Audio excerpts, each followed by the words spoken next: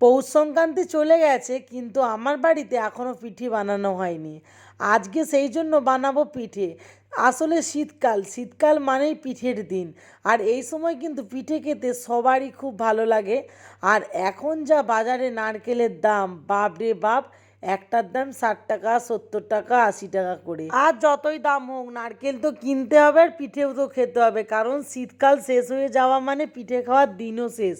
সেই জন্য শীত শেষ হয়ে যাওয়ার আগেই আমি কিন্তু কয়েকটা পিঠের রেসিপি তোমাদের সাথে শেয়ার করব। অবশ্যই কিন্তু ভিডিওটা শেষ পর্যন্ত দেখতে থাকো। আসলে পৌষ সংক্রান্তি চলে গেছে, আমার বাড়িতে কিন্তু এই প্রথম পিঠে হবে। আজকে আমি পিঠে বানাবো পাটিসাপটা, যেটা কিন্তু সবার একটু প্রিয়। আর পাটিসাপটা পিঠে আমিও খুব খেতে ভালোবাসি, আমার ছেলেও কিন্তু খুব খেতে ভালোবাসে।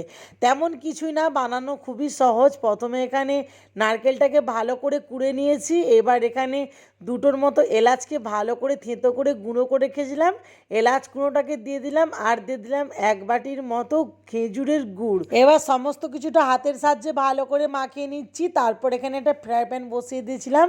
ফ্রাই প্যানটা গরম হয়ে আসলে যেই নারকেলটা মাখিয়ে রেখেছিলাম সেই নারকেলটাকে দিয়ে ভালো করে নাড়াচাড়া করে 5 থেকে 6 মিনিটের মতো ভালো করে পাকিয়ে নেব। একটু চিটচিট হয়ে আসলে নারকেলের পুরটা পুরো রেডি। এবার এটাকে নামিয়ে নেব। এবার আমি একটা ব্যাটার বানিয়ে নেব। তার জন্য প্রথমে এখানে একটা বোল নিয়েছি। প্রথমে যেটা লাগবে সেটা হলো 1 বাটির মতো চালের গুঁড়ো, 1 বাটির মতো ময়দা, আধ বাটির মতো সুজি আর 1 বাটির মতো চিনি গুঁড়ো।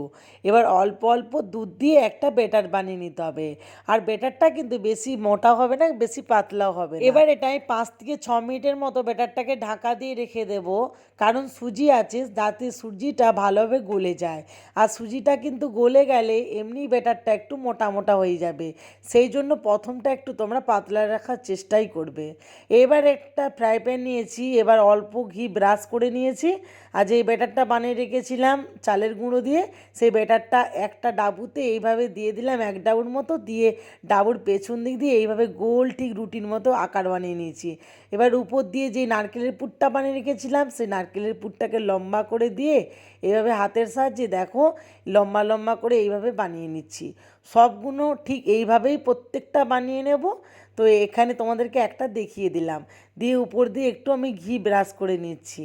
তো সত্যি এইভাবে একবার পাটিসাপটা পিঠে বাড়িতে অবশ্যই বানিও। এই শীতের দিনে কিন্তু এইসব পিঠে খেতে বেশি ভালো লাগে।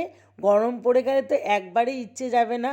আর খুবই সুন্দর হয়েছিল খেতে, আর খুব নরম হয়েছিল যেহেতু এটা সুজি দিয়েছিলাম। আর অবশ্যই কিন্তু তোমরা বাড়িতে বানিও। আর আজকের রেসিপিটা তোমাদের কাছে কেমন লাগলো অবশ্যই জানিও কমেন্ট করে। ভিডিওটা যদি ভালো লাগে অবশ্যই লাইক করো। আমার কিন্তু সবাই পাশে দেখো। টাটা।